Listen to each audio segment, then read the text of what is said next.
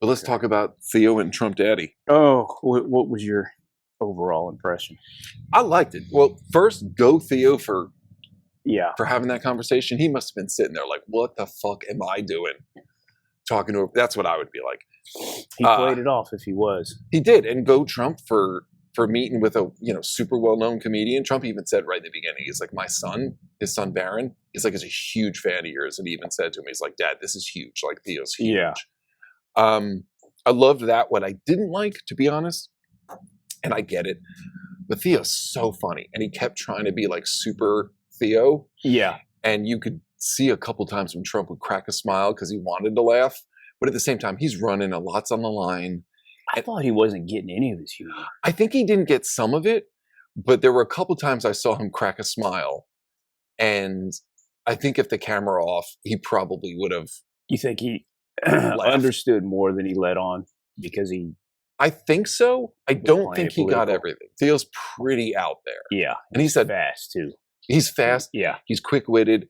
And his stream of conscience is just, it's so funny. Yeah. You know, like they were talking about cocaine, and Theo's like, yeah, that'll turn you into an owl. You'll be sitting out on your own porch. Yeah. Which I don't even get, but it's still funny. It is. So my only disappointment, and I get it, the guy's running for office, he can't sit down there and he does kind of say whatever he wants, but my only disappointment was I love watching people react to Theo's his crazy thoughts. It's so funny. And I even love watching Theo laugh when somebody throws something at him he doesn't expect. Yeah. Like there was one episode, I can't remember which one, but somebody said something while he was drinking. Like Theo was taking a sip of something. And Theo did a spit take. And it's one of my favorite moments. I think I've seen that one. Yeah, because it just caught him off guard. God, nothing catches him off guard, probably. Yeah. But so when it starts, they actually mentioned they're in Bedminster, New Jersey. And I used to live there. It's a small little like golf town. That was where I had my first condo. And this is, early 2000s. And I remember when the realtor was showing me the place, it's called The Hills. And she was like, oh, yeah, there's a huge golf course down the road. It's, this is before he was president. This is 20 years ago. And she was like, oh, it's one of Trump's big, I'm not a golfer, but she was like, it's this big place. But yeah, that's where Trump's, one of his places, he has a place in Florida, but he has a big Bedminster, New Jersey. So I knew exactly where they were, which was cool. And I already said like Trump's son is a huge fan.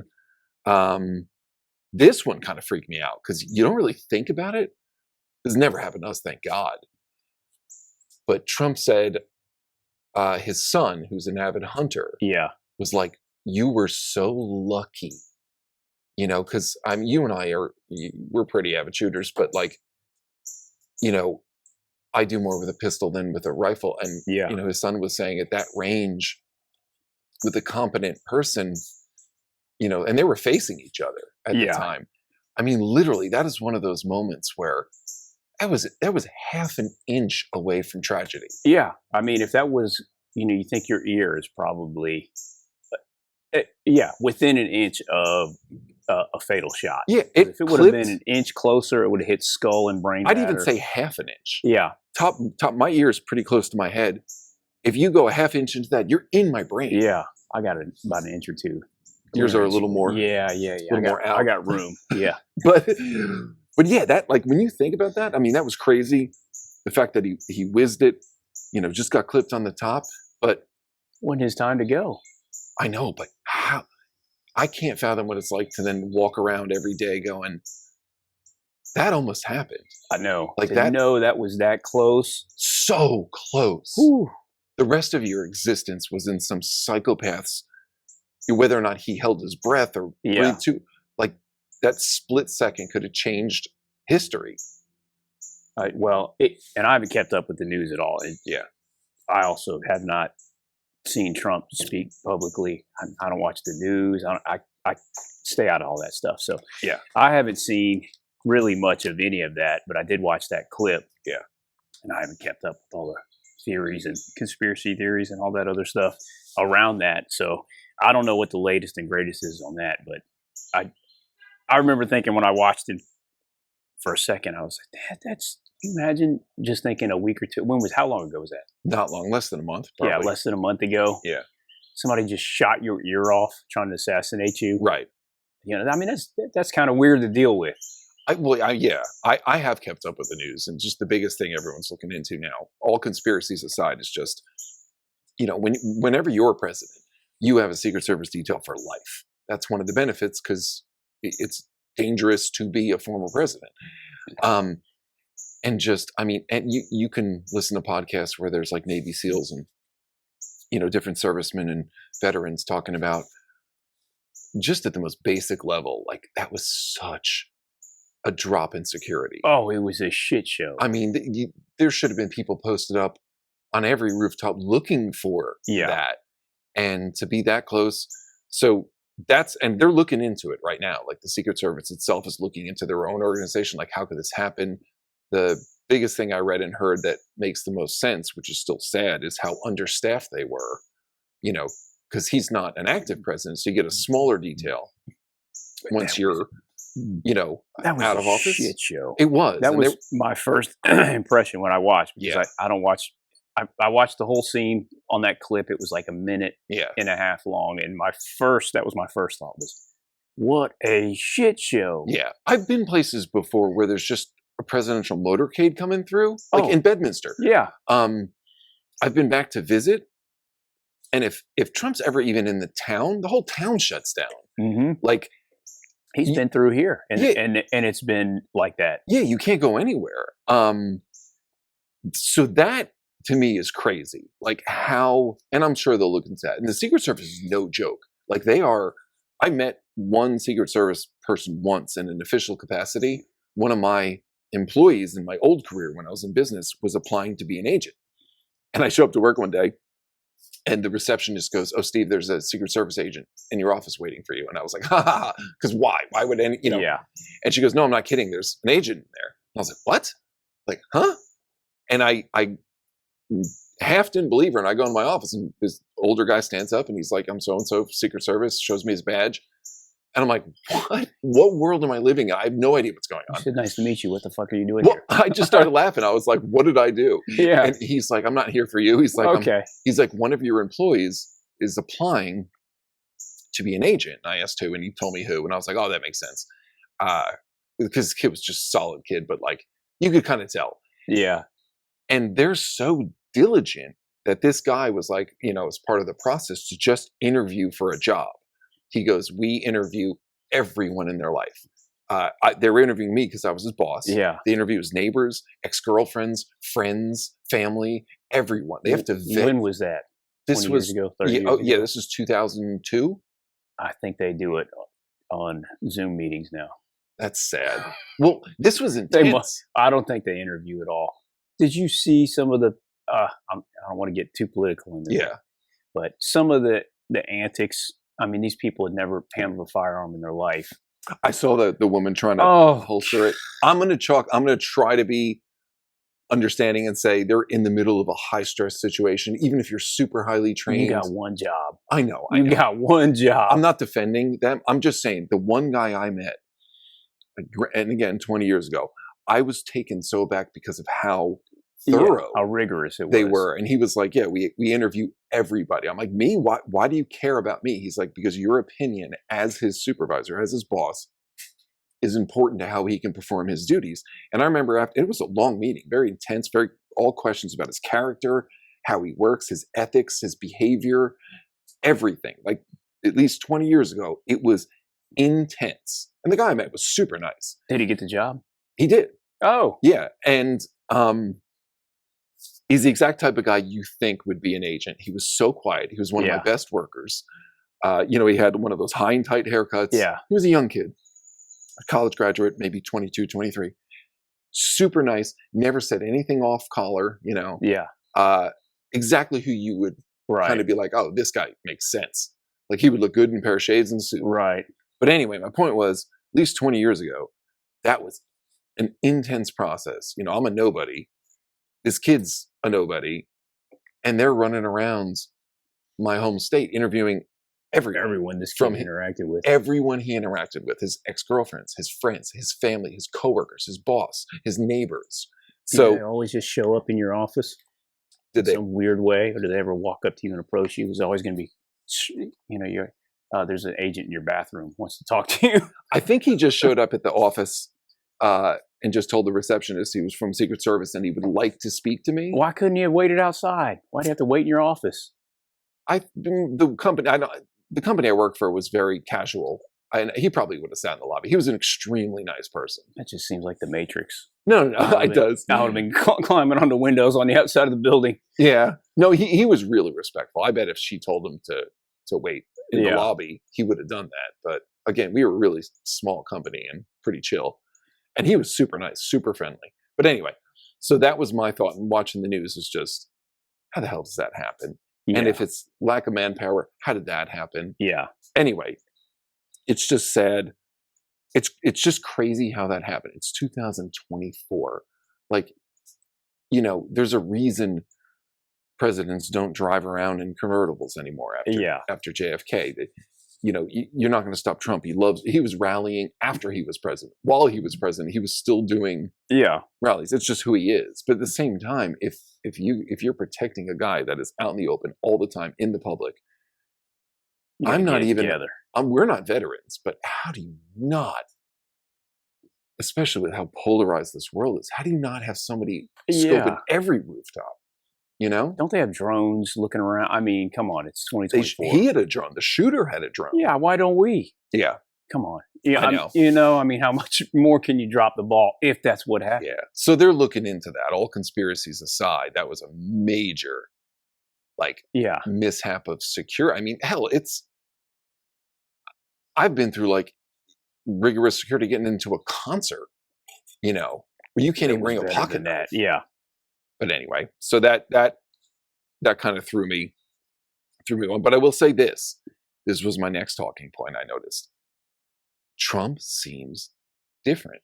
This is the first interview I've really listened the whole thing. And whether that shocked him into being more quote unquote presidential, there's less name calling, less insulting, less whatever, or he's just getting older or whatever. Maybe I'm making this up, but he seemed way more okay, yeah, this is some presidential. I thought the same. I like I said, I didn't watch a lot of his stuff before this. Yeah. But what I did see seemed kind of more, I don't know, grandiose. Yeah. Arrogant, braggadocious, that kind of thing. Yeah, yeah. And he seemed, after this interview, I felt like he was less that way. Me too. And I've heard other people say it where it seems and in a good way, because it was funny before when he would sling insults and this, that, and the other thing. But one of the biggest complaints people had that I didn't necessarily disagree with was that, it comes off a little bullyish and he's not, it's not very presidential for the leader of the world. But this version of him, probably because he was scared shitless into, okay, I gotta, be real. And it might just be because he's also way older, he's in his 70s now, or he is 70. I liked it. He seemed more serious about his duties. Yeah. And more presidential. Yeah. But I did like that. I noticed it just seemed different. If that was the first thing you'd ever known about Trump, if that was the very first, if you didn't know who he was, you didn't know anything about him, if you just saw that interview, you probably wouldn't think poorly of him. Agreed. Yeah. And I think that's going to turn a lot of people around.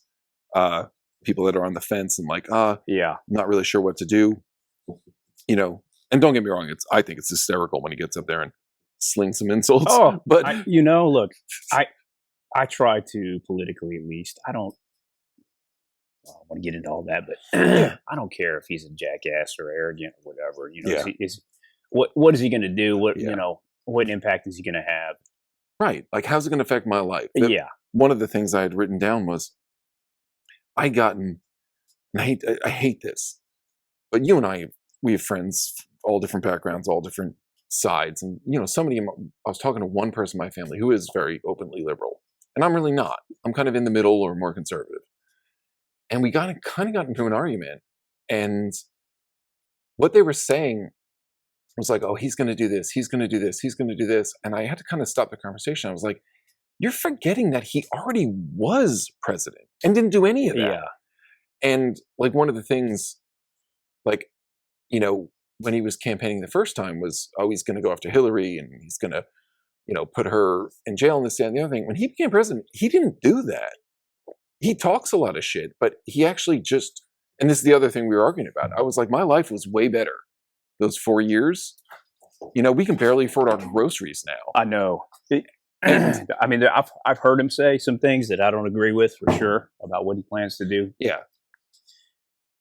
But I also think that so many people, I mean, almost all of us, and we don't have much of a choice because everything we know about a person is spoon-fed to us. Yeah. Right. So, I mean, how many people have you known in your life that you've personally known for a long time and then something happens, whatever it is, and you realize you don't know anything about that? Right. They're not the person you thought they were. right. Now imagine it's a person you've never met. You're being spoon-fed shit from the media.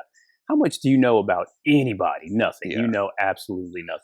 That's a good point. So, I mean, unless you know the guy personally, and even if you do know him personally, like Yeah. you said, I mean, that's happened to everyone in their lives multiple Yeah. times. You know a person forever, you swear up and down that this is who they are, how they are, and Yeah. then something happens and you realize that that's not the case. Which is heartbreaking. But Yeah. to that point, he already was president. Those Mhm. were a good 4 years. And everyone's like, oh my God, he's going to do this, he's going to do that, he's going to do that. He didn't do any of that. Yeah. You know what? The economy was great. My investments were all up. Food was cheap. You know, He was jobs were saying, good. I know. My brother bought a boat. Yeah, like life was good. And then the past 4 years, like I said, we have trouble buying our groceries. We've had to scale Yeah. back. We have good jobs, and we still have a hard time. Economy's shit. I make less money than I did 4 Mhm. years ago. And everything costs at least 30% more. Right. So stuff is worse now. But anyway, so I got into that fight, and it kind of bothered me because this is somebody I love. Obviously, they're in my family. And I was just like, and they're smart. They're a smart person. They're way smarter than me. And I had to remind them, I'm like, you're acting like he wasn't already president. He didn't do any of this. Had the chance to do all that stuff you Right. thought he would do. So that just bothered me. But I did think of something funny that I don't think many people realize. One of my dorky childhood into adulthood things I used to do was I used to collect coins and like paper money. Fucking loser. I know, right? Yeah. I mean, You're that's a cool. fucking nerd. You're a nerd. Nobody likes you. but No, that's cool. one day, Homo. if you're president, your face will be on money. True. Yep. So like whether it's, you know, one of the founding fathers like George Washington, the dollar bill, or even if you're just a president that's not as, you know, high up on that totem pole, like they have the presidential dollar, Yeah. those gold little Those dollars they coins, put yeah. out, and they do one for everybody. And an interesting law they have is like when they were doing those presidential dollars, and they started with Washington, then they moved through all of them. They had to skip some presidents because there's a law that you actually can't have your face on the money while you're still alive. Yeah, so you'll never see it if you're president, but it's got to be a weird feeling knowing at some point in the future, like Caesar, like your face will be on money. Yeah. But yeah, they had to skip some presidents because I think like when they were doing that dollar program, they were doing like 4 or 5 presidents a year, and it started in like 2000. So you're going to catch up pretty quickly. Mhm. We're only on like the 46th or 47th president, whatever it is. So when they got up to like, I think it was like Carter or Reagan, they were still alive at the time. So they had to skip them. And Wow. and they'll issue it They'll double back after later. they pass away. But you know, when they're starting it, obviously Washington's long gone, Lincoln's long gone. So they started with all of those. But once they got into, you know, like the 70s and 80s, they had to skip a couple because those presidents were still alive. And that's some strange law with current American currency. You can't have your face on American currency while you're living. Oh, that's crazy. But it did make me think, because I was like, his face will be on money one day. You know, could you imagine having your face on a coin Oh. or a dollar bill? Behind a pack of smokes with your Right. with your coinage. Oh. But that's just an interesting thought. I don't think people think about, you know? You know how people, the people who hate Trump. Yeah, everyone's so polarized. I hate politics. Like when we were growing up, you remember, if anyone even talked about politics when you were a kid or a teenager or a young adult. You were just like, ew. Yeah. I don't care what side you were on. If you were just a normal person, you were like, ew, this is Yeah. boring. Get away Yeah, from I me. don't want to hear it. Now everybody talks about it, and I don't like either side because and then you immediately start fighting. Yeah. Oh, there's no point in talking politics. But in defense of it, I've always hated it. I never cared at all until it started really affecting life. Yeah. To the point, because when I was younger in my 20s, I was like, I don't care who's president. It's going to be the same. No Yeah. one's going to change it. It's going to be the same until it actually started changing. Where Yeah. people would go in and you'd have 4 horrible years or 8 horrible years.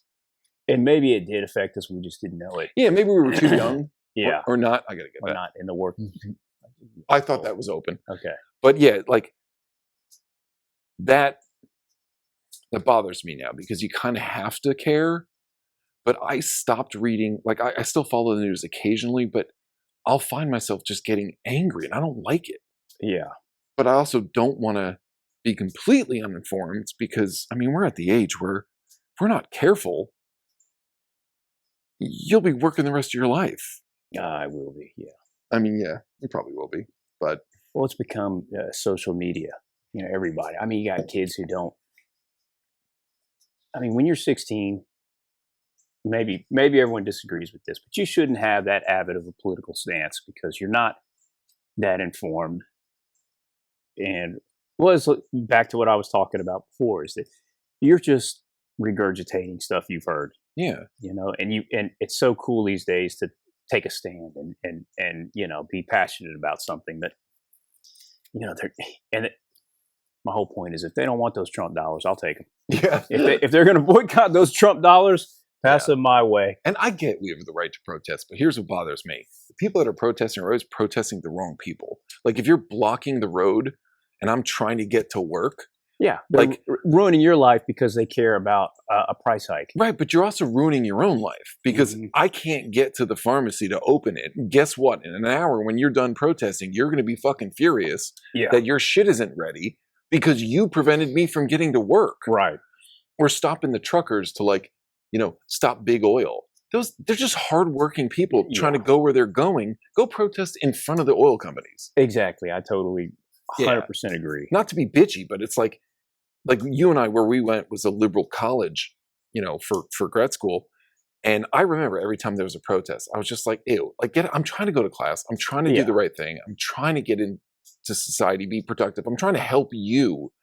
And you're blocking my lecture hall. Yeah. Or you're just causing a fuss, just to be difficult. And on campus, there's not any of the people you're protesting don't exist. Exactly. Campus. Why are you here? Right. You want to really do something? Go to the people you're protesting. You're yelling at the fellow students. Who are. We're all here too. Right. We're just trying to get in. I'm just trying to get my meal ticket. Right. Come on, man. Let me go to class. Right. But that's what makes me laugh. Or they'll go into a museum and destroy a priceless painting. God, that made me sick too.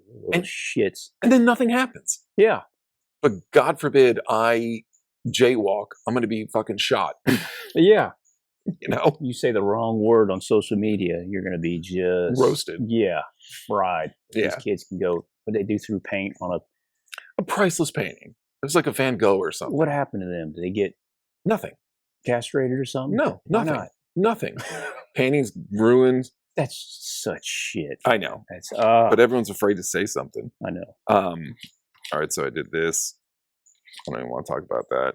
Oh, one thing I was a little disappointed with, because this is our wheelhouse. And I fully agree with Theo. He brought up how, of all the shit that's gone on in the past couple of years, all the pandemics, epidemics, Theo brought up what, in my opinion, is the biggest one we have in this country. Healthcare is broken. There's all these issues, inflation's all through the roof. But the opioid epidemic, in my opinion, is something that is so huge and so devastating. I think that is one of our biggest problems in this country. And they started talking, and it kind of made me sad because, again, this is where we are experts. And, I did like what Trump was talking about, like we were saying, but there was one point, and it might have just been a jumble of the words, but he was talking about fentanyl, and he was talking, but then he goes like, which is worse, fentanyl or Oh opioid? God. And I'm just Yeah. sitting there going, I all right, for the remember people listening, fentanyl is an opioid. Yeah. Opioid's like the broad category, like alcohol. It's a drug Fentanyl would class. be like, a type of beer. And it just kind of annoyed me because, again, this is our wheelhouse. And here's what's so dangerous for people listening, if you care. Opioids, those are the pain medicines. That's the general term for anything that falls under that umbrella. That includes derived from the opiate plant. Right. So the original one is opium, from the opiate plant. Okay, that's the most natural source. Then there's morphine, which comes from that. And then it gets into the synthetic ones, like there's heroin is actually a synthetic opioid. Heroin is in the same drug class as morphine, as fentanyl. And so you have opium, like you said, then there's morphine, and then they kind of climb from there. There's oxycodone and hydrocodone. They're also opioids. Then you have fentanyl and hydromorphone. Those are the super strong ones. What makes fentanyl so dangerous is fentanyl is dosed at the microgram level. So there's 1,000 micrograms in 1 milligram. So everyone knows that oxycodone is dangerous. You know that heroin's dangerous and morphine's dangerous. Morphine, hydrocodone, oxycodone, those are all dosed in milligrams. Where you could have 5 milligrams, 10 milligrams. Fentanyl is micrograms. That's 1/1000th. Right. So if you have 1 milligram of fentanyl, like that's 1,000 micrograms. So it is super potent, super dangerous. It's actually it's not meant to be even ingested orally. Fentanyl is pretty much supposed to be used in IVs and patches because it's so potent.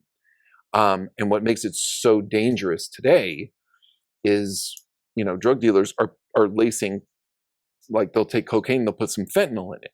But again, because it's dosed in micrograms, 1/1000th of a milligram, the smallest amount in any other drug, if it's put into meth or it's put into cocaine, can kill you instantly, which is terrifying. Well, and it's transdermal, meaning you get it on your skin. It's one of the few. Last time I looked it up, there's like 60 something. Not to get on a soapbox here, but our skin has evolved through the millennia to keep things out of our body, and it's very good at it. So it's a barrier. For something to be able to penetrate the skin has to have very specific properties. Yeah. So there's only 60 something, I could be wrong, this was a couple of years ago, I looked it up, only 60 something drugs that have the right chemical and physical properties to penetrate our skin and be delivered systemically into our body through our skin. Fentanyl can. So if you get it on your skin, it gets in your body. Yeah. I read about a heartbreaking story where somebody was walking their puppy. It was a golden retriever, like I have. Oh, I don't even want to hear the rest of it. Well, it ended up okay. So, the puppy lived, but okay. Puppies sniff, and they're always licking and sniffing everything. And then this person had a baby puppy golden retriever, and they were in the forest, and the golden retriever had sniffed a pack of cigarettes that was on the ground, and then within minutes was basically lethargic and he wasn't moving. And the pet owner was smart enough to know that something must have been in that pack of cigarettes that was a drug. And so they rushed the puppy to the veterinarian, and they gave it the antidote, which is naloxone. But that pack of cigarettes was probably something a drug dealer was using to hide stuff in, and probably tossed it when they thought something was going on. And it was just enough for that puppy to sniff or lick that pack, almost killed it, because it suppresses your breathing. And thankfully, they got it to the vet in time. They used naloxone, which is the antidote. And the puppy lived. But again, to your point, how terrifying is it? I never messed around with hard drugs and stuff like that. But it was scary enough when we were kids, like in college. If you heard somebody did cocaine or something like that, you never know what's in there because it's not legal. So it's going to be made somewhere. It's not regulated. Yeah, it's the same thing with illegal moonshine. It's made in someone's bathtub. God only knows how it's made. But now, the worst you could fear when we were younger was but yes, an overdose, but probably a highly treatable overdose if people are around you. Yeah. Now, like, if you're messing around like that, or even just once, and there's fentanyl in it, you could die. Like, and it's taken out a lot of celebrities. Prince died Yeah. from fentanyl, but like, yeah, it's taken a lot of people out. It's super sad. And the reason it's dangerous is because I don't think people know this either. They think, oh, you just get high or what? Well, it stops your heart, stops your breathing. Stops your breathing. It's a central nervous system depressant. So Yeah. too much of that, and the things that you don't control, like your breathing and your heart and your pulse, stop because it sedates you so much, which is death. Yeah. So yeah, it's nothing to play around with. But that's why I wish somebody would really take a stand on that, take a soapbox on that, because yeah, there's a place for it in medicine. If you've ever watched somebody die in palliative or hospice care, Yeah. Those drugs are fantastic for making people comfortable towards the end, or burn victims, people that are burned all over their entire body. I've heard is one of the worst things you can suffer while still living. And there's a place for that. There certainly is a place for that. But it's gotten out of hand. There's so much money behind it. You can go to, there was times in my life where I'd go to a doctor and they would be throwing them at you. Yeah. And you're just like, I don't need this. It's okay to be in a little pain. Yeah. And I'm not talking about super crazy, if you have bone cancer and you're in crazy pain, but it's just gotten way out of hand because there's money behind it. Yeah. And anyway, to my original thought on this, I so highly respect Theo for not only being a recovering addict, but I love the fact that he never hides it. He's never ashamed, because there was one point in the interview where Trump goes, "Oh, are you an addict?" And Theo's like, "Yeah." He's like, "Yeah, I'm recovering and I'm working on it and I've had relapses," but I love that about 12 minutes sober. Yeah, he's talked about, I don't know, for me personally, I really like people that have conquered things like that. Yeah. Like I used to when I was younger, way younger, like a teenager, when I didn't understand any of it. You kind of look down on somebody and you're like, oh, how could you ever do that to yourself? But later in life, some of my favorite people in the world are people that have conquered something terrible. Yeah. Especially the ones that are so willing to be honest about it and say, yeah, I've suffered through this, but hey, look, I'm trying, I'm doing great. I still suffer. And if you listen to Theo's podcast regularly, he talks about it openly. Yeah. He talks about his struggles openly.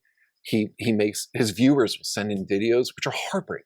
And they're like, hey, Theo, I'm one day sober and I'm trying so hard, man. Can you just give me some advice? And Theo will stop and he'll be like, you got it, brother. You can do this. I'm with you. I'm struggling. I love that. I love that about him. Me too. Yeah, that's really cool. And in front of a former sitting president, he didn't blink an eye. No. And he's like, yeah, I've had trouble with drugs and alcohol. I love that about him. That's why we love him. He's just Theo. He is the best. It just doesn't matter. He's Theo. That's all he is. I loved it. I love it. I love how Trump responded to it too, because he was like, "Oh, well, how you doing?" Yeah. And then they got into the story about Trump's brother, and this is sad because I don't, apparently Trump's brother died from alcoholism. But when Theo goes, "What was your brother's name?" And when Trump goes, he goes, "Fred." I don't know why, but just the name Fred Trump just because Trump's so famous. That last name, all you think is Donald Trump, or like Barron Trump, because you've heard it in the media. Yeah. So when you say Fred Trump, it sounds like a joke to me. Yeah, like he was making it up. Right. He didn't exist. That last name is so famous. It's on hotels. It's on casinos. And so to hear always Don. Right. Or you don't even need a first name. Right. You just Trump. I thought it was sad that he didn't know the difference between that. If you're going to have the power to take a stand on something like that, you have to at least know. But he's made, maybe he does, maybe he doesn't. I don't know. I don't know him. That's, like I said, that disappointed me too. But again, you're in our wheelhouse. Well, like now you're talking about, and it's also, let's just be real. The president, whoever it is a puppet. They're not. Yeah. They're a mouthpiece. They're not the ones doing anything. Well, the problem is the companies that make those drugs are, I mean, you want to talk about shadow government. They have so much fucking money. Oh, yeah. I mean, they are changing laws, ruling the world like that. That's why even the most well-intentioned person is going to be running uphill Yeah. trying to fight that. Yeah, that disappointed me that he said which is worse, fentanyl or opioid, because fentanyl is an opioid. I think what he was trying to say, and I do this all the time, my brain will mix up. I'll say something that I'm not thinking. I know listening to that entire conversation, he was really trying to go down the line of which do you think is worse, opioids or alcohol? Okay. Because You they had think that. that's what they were talking? Yeah. Well, I they remember were them. at some They point, were talking about that. Yeah. and I think it just got kind of whatever. He We just all do it. misspoke. Yeah. Yeah, because it was a casual Yeah. conversation. Trump seemed to be on the side of alcohol being worse, and this is arguable. Alcoholics will tell you it'll ruin your life, which it will.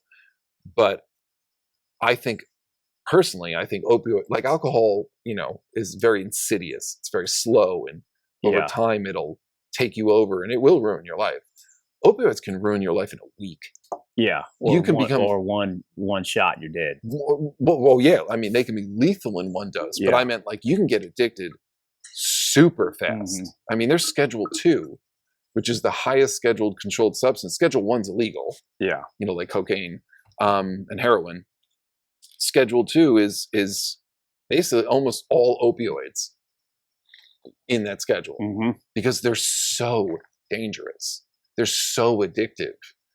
Like again, alcohol can take you slowly. It'll take you slowly. You won't even realize it. One drink a week turns into one drink a day, this might take years.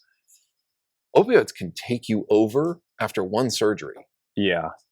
And that's what scares me. So yeah, that was disappointing to hear him say that. But again, I think he was trying to say which is worse, alcohol or Okay, yeah. opioids. I don't want to Yeah. harp too much on that. Yeah. But yeah, that was a little irritating, but whatever. I mean, it's all good. He's not a pharmacist. One thing he did when Trump was talking about his brother, I did respect this. He said, because his brother had problems with alcohol, told him to never drink, which is crazy. He's never drank, never smoked. I didn't know that about him either. Yeah. Never smoked a cigarette, never had a drink. That's nuts, especially being in business. Like he said, there's social aspects that would help you. If you did, rub elbows. So that's crazy. But he did talk about how like older brothers, like good older brothers will, kind of take those life speed bumps for you and warn you, which I love. You and I both have multiple siblings. I will give this credit to my brother, who I know listens, my older brother. Oh, that's awesome. Yeah, like he definitely was a great older brother with stuff like that. Like if he ever suffered through something or went through something or was forced to do something, he always went out of his way to tell me, try to avoid this trap. One, I'll give him credit for, not to shit on my dad, but because he might be listening too, but my dad was trying to push us all to do ROTC in college, because you go ROTC and then they pay for school and then you go into the military. And I have great respect for veterans. I did 4 of my clinical rotations at Fort Bragg down in Fayetteville. Again, I'm not a veteran. I get super offended when people like do stolen valor and they pretend. I am not. But my brother is. And my dad kind of convinced my brother to go into ROTC. Again, you're 18 years old. And, my dad's argument was, we were not a rich family at all. Yeah. And was, do this. It's great. You'll learn some stuff. College will be paid for. You give him 4 years after that and you're good to go. And my brother, I don't want to speak for him. There's great things that came out of his military career. Yeah. But I'm 2 years behind him.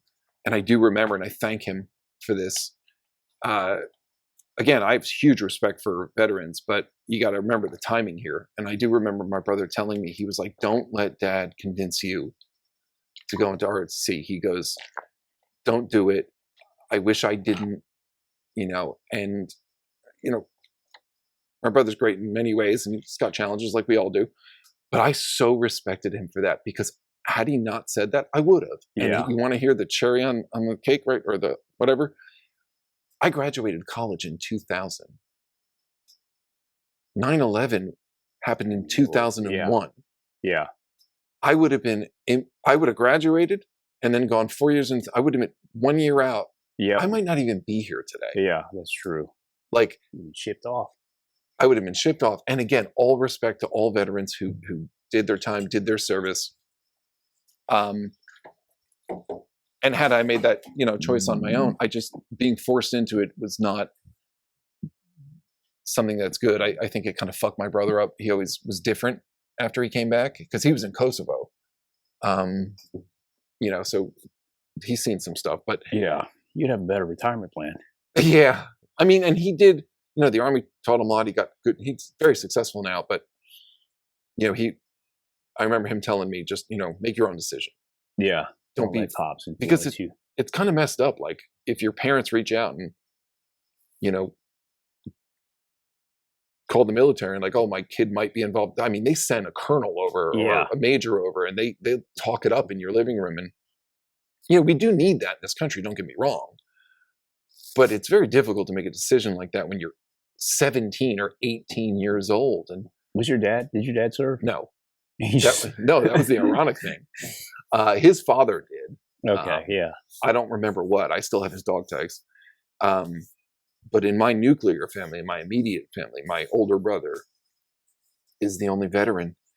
And again, I'm sure he's, proud of being a veteran, and we need that. We absolutely need that in this world, in this country. And huge respect to anyone who does that. I really have huge respect when I meet somebody that does that. But it changed him.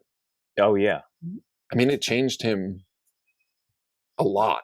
It will, especially at that age. And again, he wasn't one of those 4-year sitting in office type guy. Like he was in Kosovo. Your boots on the ground. I think he was a tank commander. It was something crazy. Dang. He doesn't talk about it. Yeah. And that, anyway, so I appreciated when Trump was talking about how like a good older brother takes the speed bumps for you, because that is so true. Yes. All right, let's go into some more shit. Sorry, I was writing this in the car, so my writing I can barely read.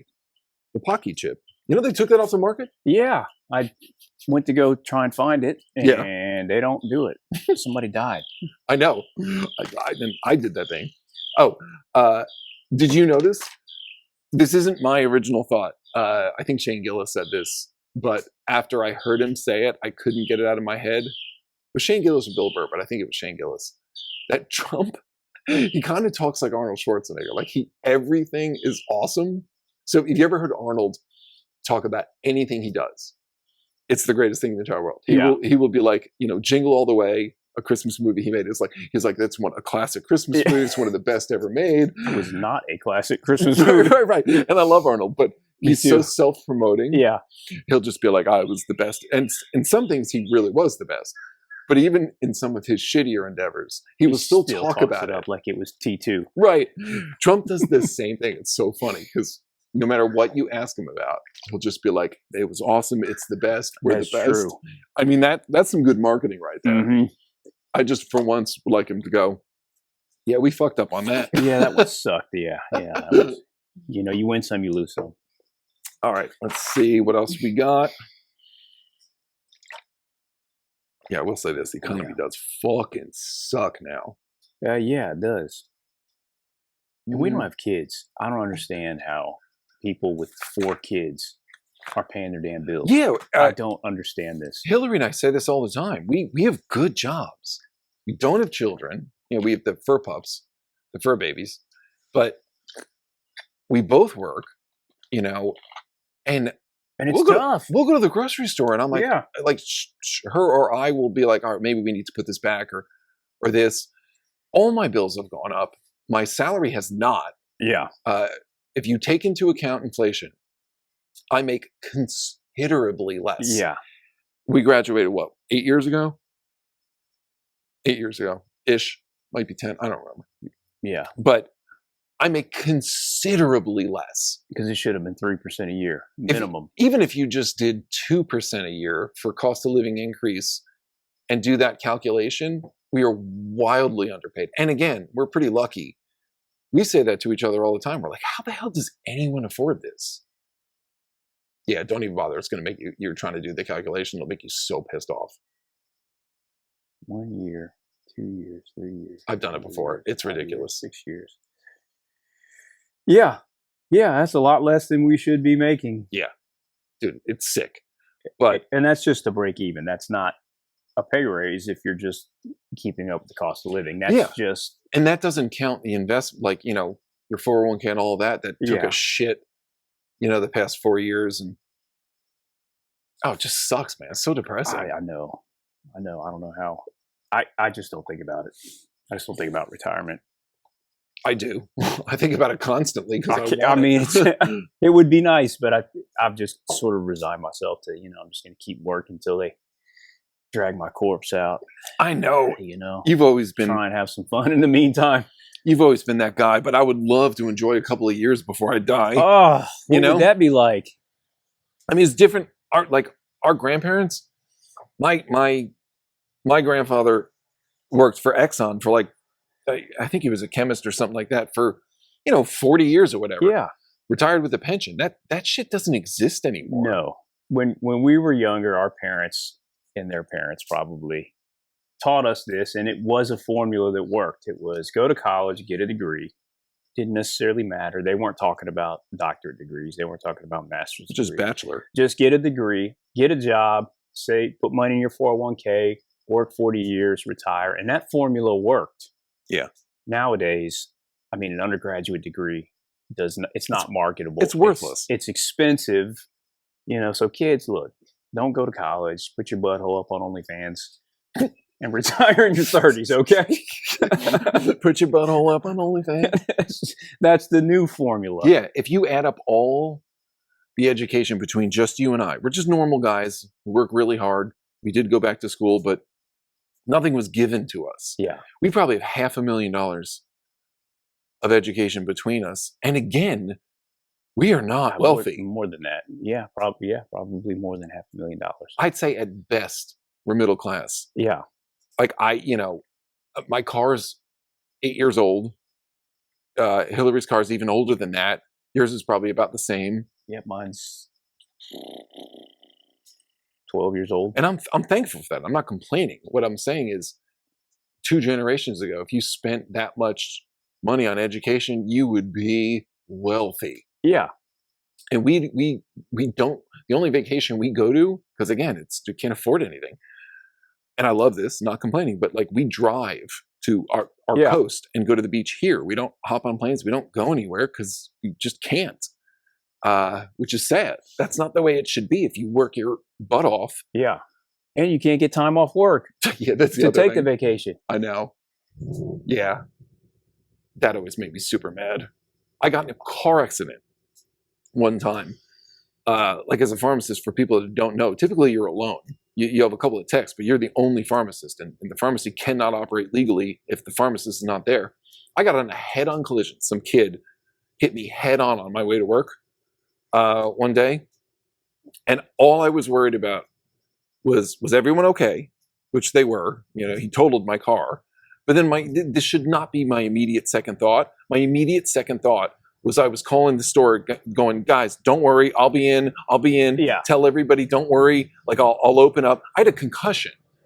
I should not be doing anything that requires critical thinking. My ear was bleeding. I have a picture of it. Jesus. And the ambulance driver who came was like, you need to go to the hospital. I was like, no, I have to open up. I got to go to work, sir. Right. I was like, I have to work. People they're going to be waiting on me. Yeah. And that's not the world we should be living in.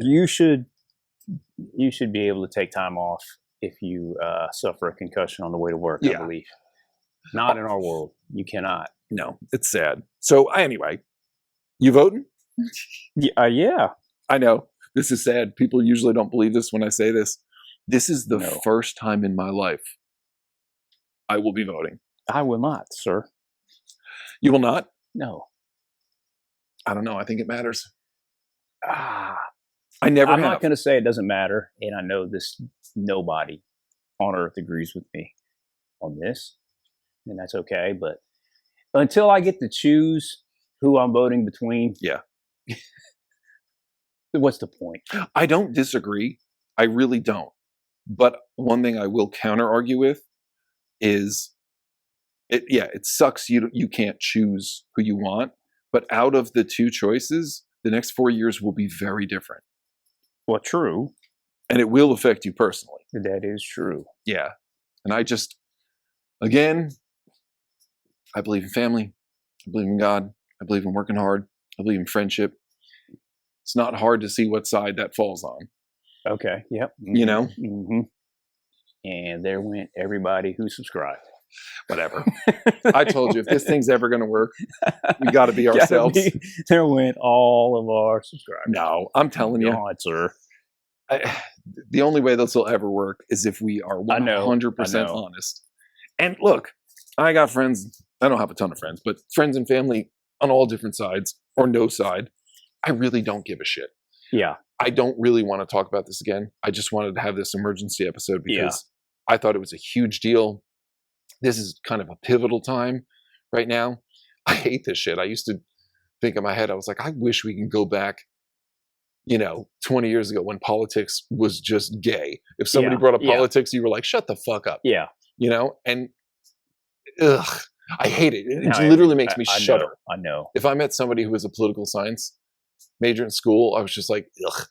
And people are so ill-informed. The best informed of us are ill-informed. Yeah. Because we don't have access to that information. Just flat out. You just don't. So, yeah. Don't alienate strangers and friends based on, I know. That's not what life is about, people. Don't do it. Don't choose that as your hill to die on. Yeah. You had said that we were talking off camera last time. I think it was off camera. And you had said, at work, people were fighting, and you said, guys, stop. You're like, we're a family first. Yeah. You're like, I'm a man second. You're like, these job titles is such a far last. Yeah, that's not who I am. That's what I do to make a living. Right. That's not involved in our human dynamic. And I love that at this point. Let's not do that. I love that thing you have, and that argument I was having with my family member. We stopped. We both realized it was good. Yeah. Yeah. And then you know what we ended up doing? We just ended up talking about funny movies that made us laugh, and it just everything changed. And instantly we were laughing. We were having fun. We were just smiling, having a good time. Like, we got to get back to that. Yeah, that's what life's about. Don't get hung up on this bullshit that is not even real, and don't get smokescreened by the problems, quote unquote problems, that media serves up that says, oh, this is the biggest problem, and this is that used to be. I'm not going to get too deep into that because I'm trying to keep this positive, but most of the shit the media is worried about is nowhere near the biggest problems we're facing. Yeah, somebody said it in this world. These are not my words, but I really thought they were insightful. They were like, journalists aren't journalists anymore. They're paid actors. Yeah. They're sitting there being paid to say whatever's on that teleprompter, which is true. Don't forget that. And you'll see competing news companies. Yeah. And, obviously from both sides of the spectrum, and they will read breaking news, and it's word for word, each different, it's a script. Yeah. It's a script. So it's just, this is our old man advice, or at least, just be a good person. I know. Work hard. Enjoy life. Yeah, like you said, just don't argue. Don't focus on on the bullshit. Don't focus on things that separate us. Focus on things that bring us together. Yeah, and I loved. Enjoy your life, man. Damn, life's short. That's true. Enjoy it. Don't get caught up in Yeah. the negativity. Do something fun. Hang out with your bro. Start a podcast.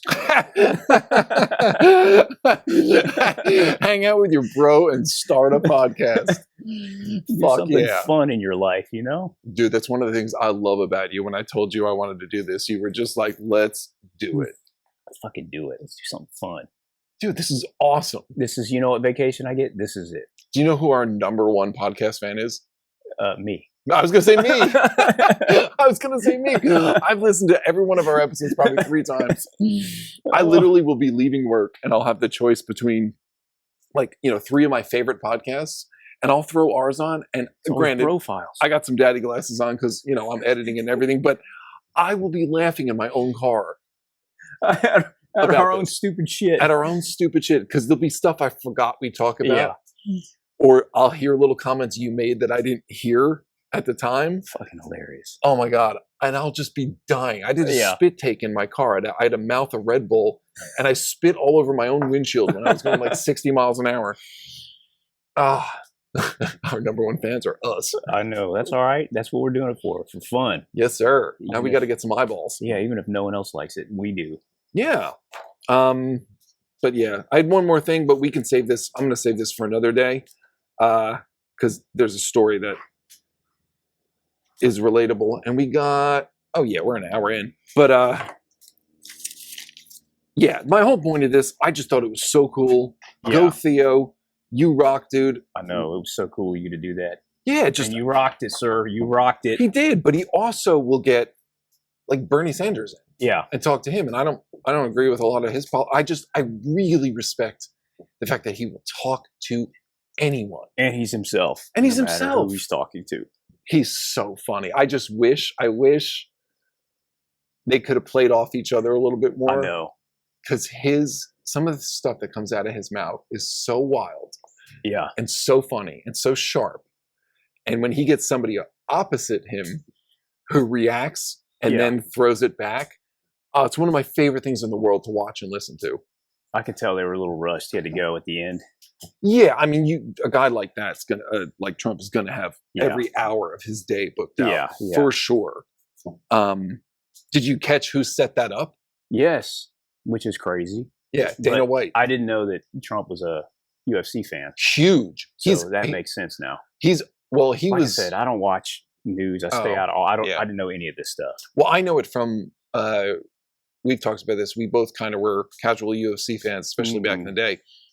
He was. I remember in the probably 80s and 90s. I didn't watch a lot of boxing, but when you would see a major fight, he was there a lot. That's true. He was a huge boxing fan.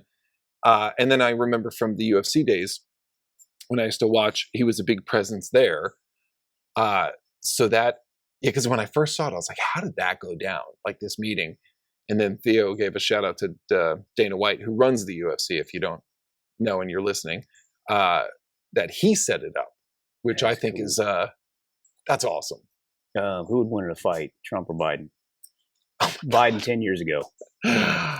If they were the same age in a straight man-to-man brawl. Trump.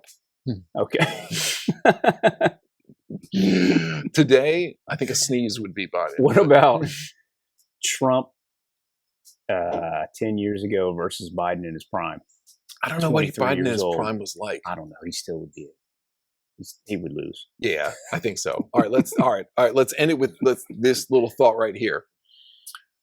Let's match presidents up against each other. Okay, all right. Wasn't George Washington like 6'5"? Who was the most badass? Who's the one president you would not fight?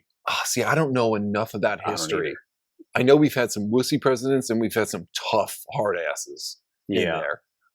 There was a couple of those World War I, World War II presidents that were pretty gnarly. Yeah. But Washington, I might be getting this wrong, but he was over 6 feet tall for the time that was probably gargantuan.